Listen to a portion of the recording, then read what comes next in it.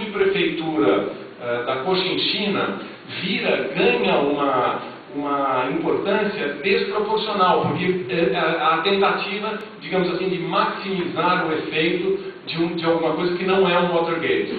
Isso cria dois efeitos, me parecem negativos. Cria uma sensação de que a imprensa só se dedica a isso.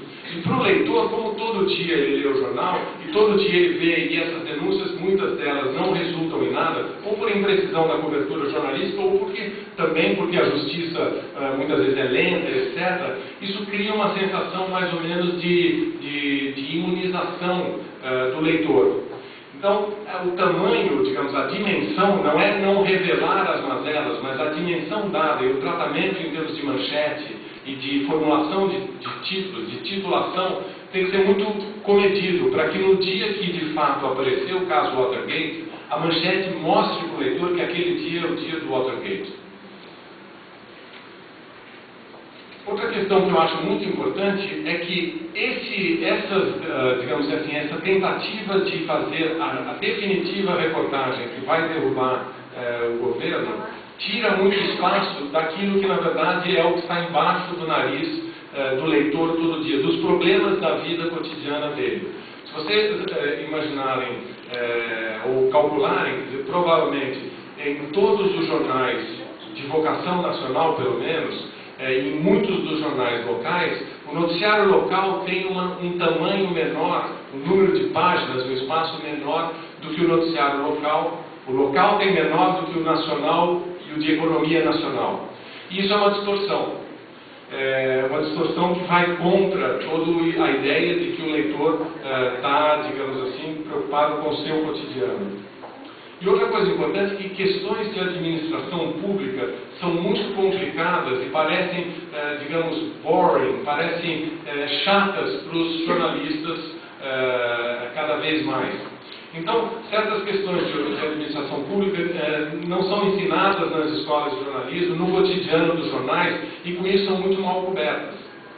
É dizer, por exemplo, eu cito um caso importante. Todas as pesquisas, não sei como é que é a saúde pública em Santa Catarina, não sei quantos de vocês usam saúde pública, mas em São Paulo, por exemplo, na minha redação, que não é uma redação, digamos, de elite, eu fiz uma pesquisa e nenhum dos meus jornalistas usa saúde pública. No entanto, eles estão sempre cobrindo casos em hospitais públicos, em UBS, postos de saúde, etc. O resultado disso é que eles não sabem avaliar um hospital público, não sabem avaliar um posto de saúde. Tem uma impressão errada, transmitem ao leitor uma impressão errada sobre os problemas dos postos de saúde e dos hospitais. Todas as pesquisas de opinião mostram que o usuário de saúde pública é muito mais feliz com a rede pública de saúde do que pensam os que não usam a saúde pública. Então, quando você faz uma pesquisa em Ibope sobre saúde pública, você pergunta, você usa a saúde pública? Qual a imagem da saúde pública que você tem? Quem usa, dá nota entre 7 e 8. Quem não usa, dá nota entre 3 e 4. Isso mostra que a imagem é totalmente oposta à vida real. E a imagem é o que nós criamos. E nós criamos essa imagem baseada provavelmente nas longas mazelas, nas longas demoradas, nas longas filas da saúde pública do Rio de Janeiro. Porque a saúde pública no Rio de Janeiro teve vários problemas, vários deles existentes no Brasil inteiro, mas muitos deles frutos de uma luta política renhida que houve durante vários anos entre o governo federal e o governo municipal. E aí isso criou uma sensação que por exemplo, que cria essa distorção que eu falei. Assim como a saúde pública, também a educação pública. A educação pública, segundo todos os levantamentos, tem uma qualidade muito semelhante, a não ser nas grandes cidades, que é o caso de São Paulo, Rio, mas em nível nacional tem uma qualidade muito semelhante à educação privada. Ou seja, os mesmos problemas, ou muitos dos problemas, aparecem também nas escolas privadas. Só que a gente, quando vai cobrir ensino público e ensino privado, a gente procura o pior do ensino público e o melhor do ensino privado. Cria uma falsa sensação que está fazendo muitos dos nossos leitores gastarem dinheiro desnecessariamente com planos de saúde, gastarem dinheiro desnecessariamente com escolas e outras situações desse tipo.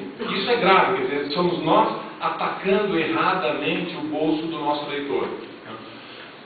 Mas não é só isso, quer dizer, em geral a administração pública é muito chata e os jornalistas acabam não aprendendo a cobrir, não entendendo de administração pública e fazendo uma cobertura muito ruim. Bom, evidentemente correndo o risco ao generalizar, cometer muitas injustiças, né?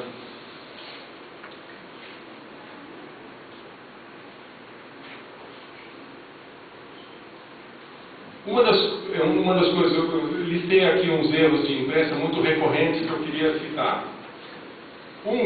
São as alterações orçamentárias nunca exprimem o que parece. Quando sai notícia de jornal dizendo assim, prefeitura mudou o orçamento, o governo do estado, não sei o que, se você for ler, praticamente, não me lembro de uma matéria de jornal correta sobre o orçamento público.